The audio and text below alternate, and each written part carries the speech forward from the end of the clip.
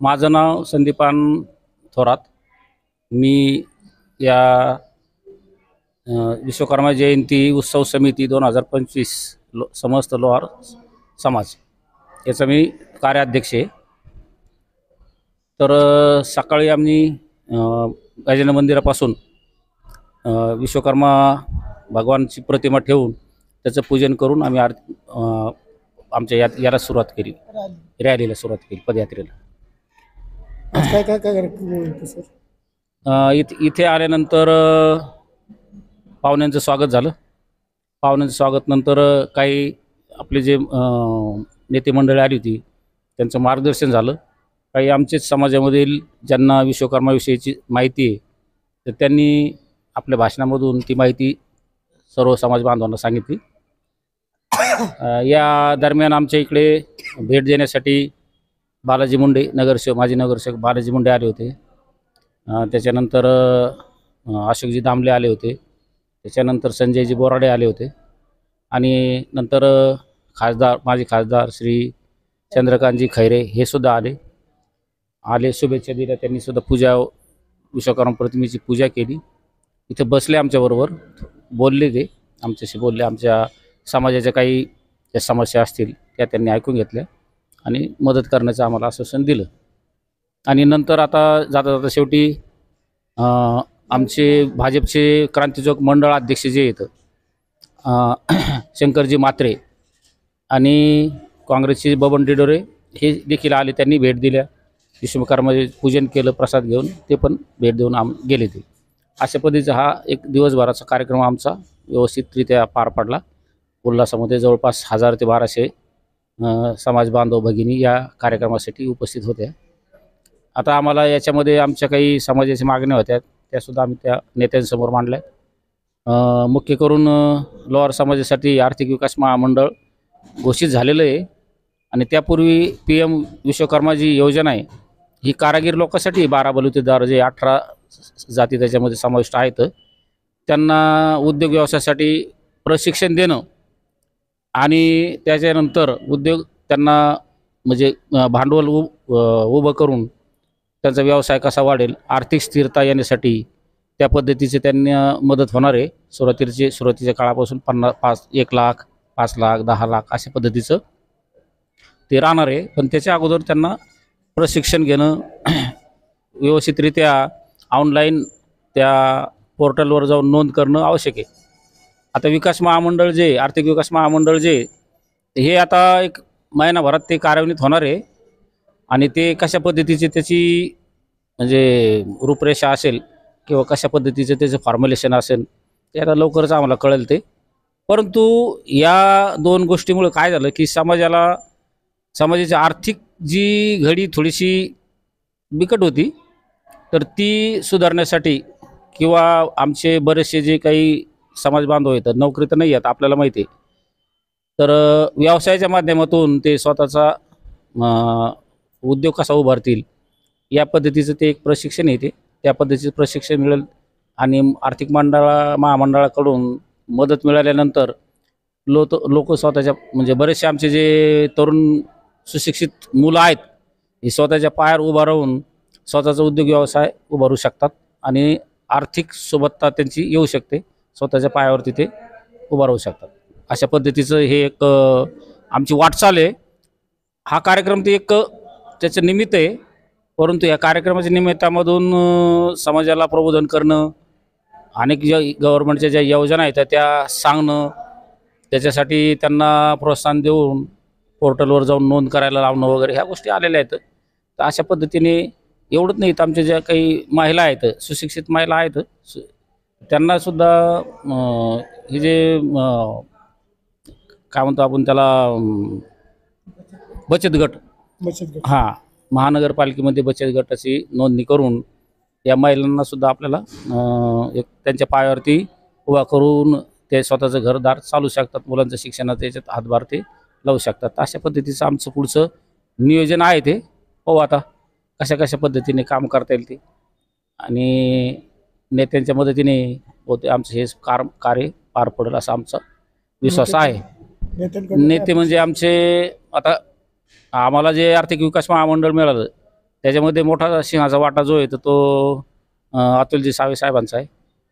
त्यांच्या माध्यमातूनच आम्हाला हे मिळालेलं आहे. आणि मोदी साहेबांच्या माध्यमातून विश्वकर्मा PM विश्वकर्मा योजना जी आहे ती कार्यान्वित झालेली आहे. आणि त्याचा लाभ विश्वकर्मा म्हणजे जवळपास 18 जाती 12 बलुतेदार जे आहेत 18 जाती असे त्याच्यामध्ये समाविष्ट केलेले आहेत. तर त्या 18 जातींना 18 जातीतले जे सुशिक्षित मुलं आहेत त्यांना त्याचा फायदा निश्चितपणे होईल असं आमचं एक आम्हाला असं वाटतं. त्याचं आता लोहार समाजाचं मंदिर अशा पद्धतीचं नाही आहे ते, परंतु आम्हाला एक साळवे नाना आहेत ना बायपासला, मोहन नाना साळवे नगरसेवक होते माझे नगरसेवक. त्यांनी आम्हाला 20-22 जागा दिलेली आहे समाजाला विश्वकर्मा मंदिरासाठी. तर त्या मंदिराचाच आम्ही म्हणजे कशा पद्धतीने ते मंदिर आम्हाला हे करत आहे, कारण तिथे तो जो मतदारसंघ आहे तो अनुराधाताई चव्हाण जे आहे त्यांच्या याच्यात येतो. आणि त्यांनी आम्हाला सांगितलं, आश्वासन दिलेलं आहे की तुम्हाला सभा मंडप वगैरे मी करून देईल. विश्वकर्मा भगवानची विषयी थोडीशी माहिती द्या सर. प्रभू विश्वकर्मा म्हणजे कसं आहे की विश्वकर्मा हे म्हणजे श्रीकृष्ण महाराजांचे भक्त आहेत, एक देवता आहे, त्या शक्ती आहे, त्या परमेश्वराची शक्ती आहे ती. तर आपल्याला माहिती आहे, आपण महाभारत मालिका पाहत असताना ही जी सुदाम नगरी आहे ही कशी तयार झाली, म्हणजे रावणाची लंका जी आहे तर ती सुद्धा त्यांच्याच माध्यमातून उभारण्यात आलेली. म्हणजे ते एक शिल्पकार होते, आर्किटेक्चर होते. ते आर्किटेक्चर झालं, मेकॅनिक विभाग झाला, हे संपूर्ण विश्वकर्माच्याच माध्यमातून एक ती देण येते पूर्ण समाजाला. एक सोनार असू द्या, सुतार समाज असू द्या, सोनार समाज असू द्या, लोहार समाज असू द्या, शिल्पी असू द्या, तांबट असू द्या, हे कसे हे सर्व कारागिरी लोक आहेत. हे म्हणजे एक प्रकारचे ते इंजिनियरच येतं. तर त्यांच्या माध्यमातून समाजाला आवश्यक असणाऱ्या ज्या म्हणजे वस्तू असतील, काही समजा आता हे शेतीसाठी अवजारं असतील, ते लोहार समाज आणि सुतार समाज हे दोन्ही घटक त्याला पूरक असे आहेत. आपण पाहिलं खेडेगावामध्ये लोहार आणि सुतारांच्या माध्यमातूनच शेतकऱ्याचं आऊत चालतं, शेतकऱ्याचं नांगर चालतो, शेतकऱ्याची शेतीची मशागत चालते. आणि अशा पद्धतीने आणि सोनार तर आपल्याला माहिती आहे की आपण दागिने जे महिला घालतात ती घालण्यावरती तिथे सोनारसुद्धा हे विश्वकर्माचेच एक पुत्र येतं 3 नंबरचे. त्याच्यानंतर तांबट आहेत, तांब्याचे भांडे वगैरे आपण पाहतो ते त्या ठशाचे वर ते कारण ते एक. आणि शेवटी शिल्पकार म्हणून येतं शिल्पी, तर ते पण येतं. तर असे हे सगळे कारागीर लोक आहेत, कलाकार लोक आहेत. हे असे विश्वकर्माचे 5 वंश आहेत हे. आणि विश्वकर्मा त्याचं आराध्य दैवत आहे.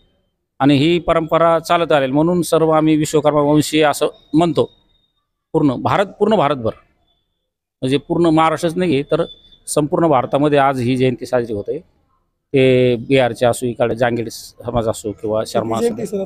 हां, आता ही आम्ही साजरी ही तर आमची 1982 पासून चालू होत. 82 पासून आहे आमचे संघटन आहे. एक लोहार समाज विकास संघटना म्हणून आमची एक संघटना आहे. त्या संघटनेच्या माध्यमातून विश्वकर्मा जयंतीला सुरुवात झाली होती 1982 मध्ये. रजिस्टर्ड संघटना आहे. 82 पासून चालते. त्यावेळेस थोडंसं कमी प्रमाणात होतं ते, परंतु 2017 पासून मात्र मोठ्या प्रमाणामध्ये ही जयंती साजरी करतो आम्ही. मी लक्ष्मीकांत उत्तमराव हरळ, मी या कृती समितीचा विश्वकर्मा जयंतीचा स्वागत अध्यक्ष. आणि आज सकाळी आम्ही 8:30 पासून रॅलीला सुरुवात केली. तिकडून रॅलीला सुरुवात झाल्यानंतर इथे विश्वकर्मा देवतेचं पूजन, अभिषेक, सप्तनद्यांचा पाण्याने अभिषेक झाला इथं. आणि त्याचे मानकरी लक्ष्मीकांत हरेल हेच होते. आणि नंतर मग मान्यवरांची रॅली आल्यानंतर इथं त्यांचं स्वागत समारंभ झाला. आणि मान्यवरांनी लोहार समाजाच्याबद्दल काय जे समस्या होत्या त्या मांडल्या. त्याचं काही नेत्यांनी निराकरण केलं आणि काही आश्वासनं भेटली आम्हाला किंवा पुढे चालून तुम्हाला आम्ही अशा प्रकारे मदत करू. अशा पद्धतीने नंतर मग भंडाऱ्याचा प्रसाद वगैरे झाला आणि त्या पद्धतीने विश्वकर्मा जयंती साजरी झाली. आपलं नाव सांगा सर. नमस्कार, माझं नाव संदीप वैद्य, या कार्यकारिणीचा मी सचिव आहे. सर्वांना विश्वकर्मा जयंती हार्दिक शुभेच्छा. आज काय कार्यक्रम होता सर? आज विश्वकर्मा जयंतीचा कार्यक्रम होता. आज गजानन महाराज मंदिरापासून ते तिरुमला मंगल कार्यालयापर्यंत मिरवणुकीचा कार्यक्रम ठेवला होता. मिरवणूक झाल्यानंतर महाप्रसाद होता. महाप्रसादामध्ये महाप्रसाद किती जण होते लाभ घेतले समजा कसं असेल? महाप्रसाद लाभ कमीत कमी 1000 ते 1200 लोकांनी घेतला आहे. बस. विश्वकर्मा जयंती हार्दिक शुभेच्छा पुन्हा एकदा. प्रथम नाव सांगा, आज काय सांगाल विश्वकर्मा? जय विश्वकर्मा. माझं नाव प्रशांत उद्धवराव हरेल आहे. या विश्वकर्मा जयंतीनिमित्त सर्व विश्वकर्मा निमित्त आलेल्या सर्व समाज बांधवांना मी सर्वप्रथम जय विश्वकर्मा करून विश्वकर्मा जयंतीच्या हार्दिक शुभेच्छा देतो. वर्ष प्रतिवर्षीप्रमाणे चालत आलेली या विश्वकर्मा जयंतीला याही वर्षी समाज बांधवांनी उत्स्फूर्त सहभाग दिल्याबद्दल सर्व समाज बांधवांचे व माता भगिनींचे मनापासून हार्दिक आभार मानतो. आणि दरवर्षीप्रमाणे याही वर्षी इथून पुढे असाच विश्वकर्मा जयंतीचा कार्यक्रम चालत राहील याची मी ग्वाही देतो. आणि सर्व समाज बांधवांनी असाच प्रतिसाद वर्षानुवर्ष देत राहो ही सर्वांना विनंती.